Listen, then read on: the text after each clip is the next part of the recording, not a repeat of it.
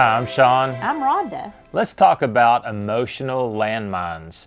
These are unseen triggers. They cause an explosion. Let's see what that looks like. So what does an emotional landmine look like? Wow, they're laying below the surface of the marital landscape, right? We don't see them unless our spouse makes us aware of where they are. What happens when you get to talking to your spouse and all of a sudden out of the blue, they blow up and you don't know why? This happens all the time with couples, doesn't it? We don't know what's going on, and that makes us wonder what is lying beneath the surface. There's something I don't see.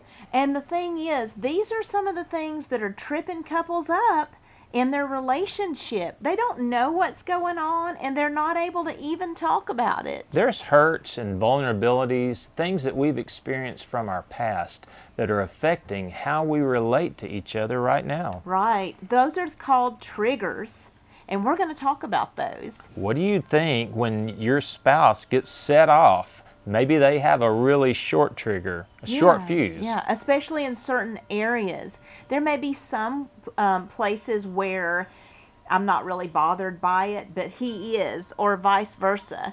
And so it's good for me to be aware of where is the short fuse.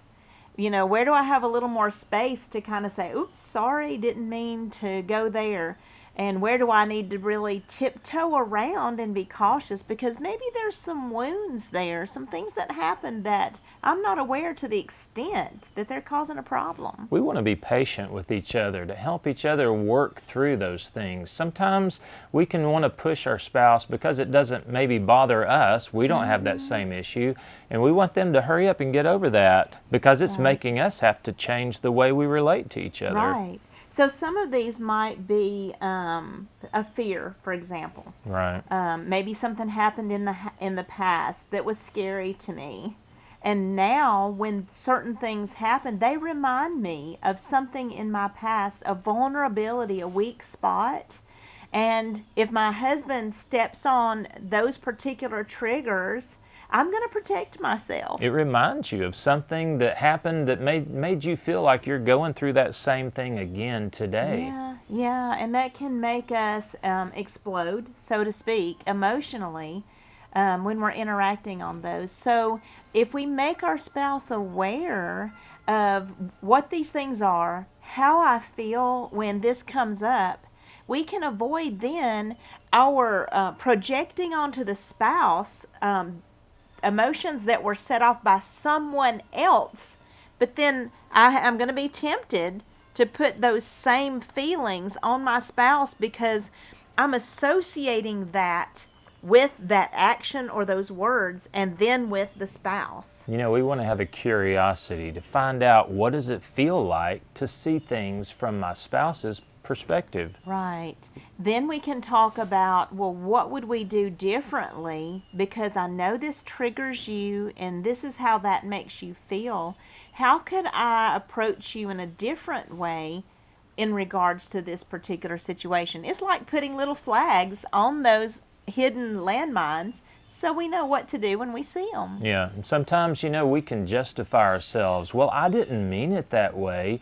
As if we don't really need to change our presentation, we just want the other person to change the way they're hearing it. Yeah, or that's just the way I am. You just need to get used to how I Right. am. That's the kind of person I am. I treat everybody that way. So we need to be ready to make changes ourselves, not just expect our spouse to make the changes. Right, because this is the most intimate of relationships. We can't treat it like all the other relationships. So what if you treat everybody else that way? I mean, what if there's also another trigger would be unmet expectations. You can have things that you expect people to treat you a certain way and it didn't happen.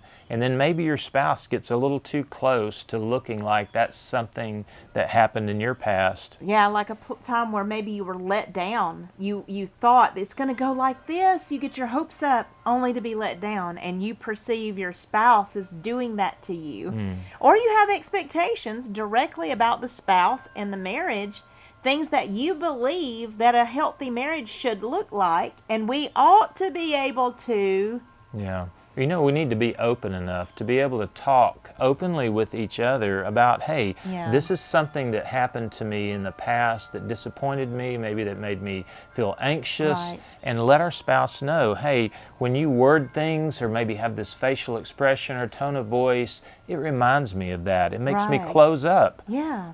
And what about our expectations for the spouse and for the marriage? Because we all have this definition on the inside of what a good marriage ought to look like, what a good husband or wife ought to look like. But what True. if that doesn't line up with my spouse's definition? That's true. You know, that's a way that we need to be open with each other to say, hey, this is what I think our relationship should look like. This is what I think Yeah. your role is. Because really, it would be great to sit down and write those things out It and then is. share that with each other. Because the thing is, a lot of times we're falling short and we don't even know it because we don't know what those definitions are because we've never talked about that. It can be a mystery to us. So many times in our marriage relationship, there's so many mysteries. We don't understand, why is my spouse thinking that way? Yeah. Why are they responding that way? And we need to evaluate, are my expectations even realistic? Or are they more fantastical, you might say? Right. And more like what we would see in a great movie, That's but true. not reality. Right. You know, another trigger is unmet needs. That's a big one. So what does it feel like when your needs aren't being met? How do you respond? How do you let your spouse know? We've got to have an open door of communication to be able to share those because this can be a huge landmine for couples. It's a great place to talk about how you feel about that. Right. Another area is vulnerabilities. These are sensitivities that we have that we need to be open with each other about. And they may be linked to past hurts as well. There are times in our past where we felt badly about the way something went. It may have something to do with my self-esteem, the way I see me. And so we have to be able to share those things with each other as well. You know, really, that's a place in life where we start to feel weak. We feel like, I feel exposed. Right. I feel vulnerable. Or I feel like you're putting me down and like you're saying I'm a nothing or a nobody. When our spouse isn't saying that, Right. but someone from the past did, and now we're pulling it into the present because things are reminding us. And isn't that what triggers are all about? Yeah, and we need to remember we're on the same team. Our spouse is not our enemy. So when we step on these triggers, then what happens? A lot of feelings and emotions get stirred up, don't they? That's right. Like, for example, you've got feelings of rejection. We can Right. feel like our spouse is pushing us away. Yeah, we could feel unloved, like my spouse really doesn't care. We can feel controlled or manipulated. This person is trying to make me do something against my will. Yeah, we could feel disrespected, like, goodness, he doesn't even look up to me or she doesn't value what I do. Or feelings of being not good enough or worthless We could feel abandoned or inadequate. or just unimportant. Right. Invalidated, like my feelings don't mean anything, they don't really matter. Those Or- are hard things to feel, aren't It they? is. This is a landmine, you know, when you Yeah. talk about feelings of failure, feeling like you're Yeah. you failed. And the thing is, when we're feeling these ways, it's probably because we were triggered. These are going to be the emotion that gets stirred up because someone stepped on a trigger. But usually the secondary emotion of anger is what gets expressed.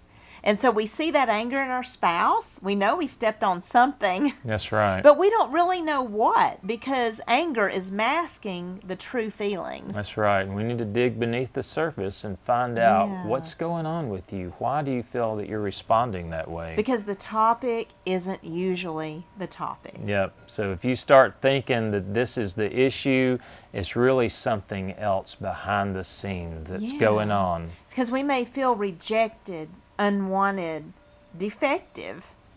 Invalidated. That's a bad one. Yep. Unaccepted or misjudged, that's a huge one. We see that a lot. We can feel ignored. Why aren't you paying attention? Why don't you notice me? Out of control, disappointed. Gracious.